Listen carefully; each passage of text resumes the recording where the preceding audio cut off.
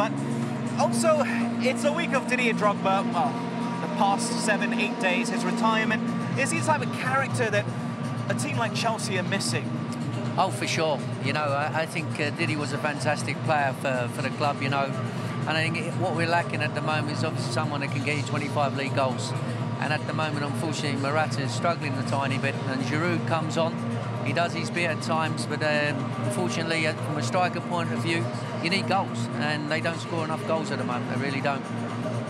I think if you look at the Chelsea side, if you put Drogba in there, Costa in there, yeah. There you go, they are then serious challenges to Manchester City. At the moment, there's a lot of responsibility on Hazard, a lot of responsibility on the other players in the midfield to spread the goals around and come up with that.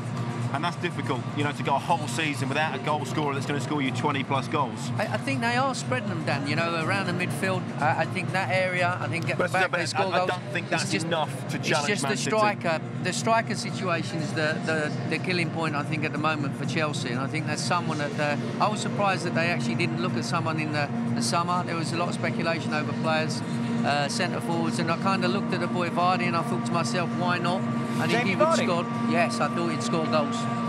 You know, he was one, I think, you'd get him for a couple of years, for sure, and I think he's one that I thought scores goals. And I think in a better team and getting chances, he's the type of player that could go and score goals. You've got to look at where else you could get a striker that's played in this league, you know, and able to I think score. Callum Wilson's been mentioned, hasn't he, as well? Yeah. He's got a bit of pace. Again, maybe unproven at that sort of high level. It's still a bit of a risk. Callum started off very well, you know, and obviously the game for England as well against the US, I think scoring against them. But I think looking at the goals that he scored, he hasn't quite scored against top teams. Yeah. He's always scored against teams that are in the lower. So me, if I had a choice, and in the summer, I'd have probably gone for someone like Vardy to come in and put Morata and Giroud under a bit of pressure.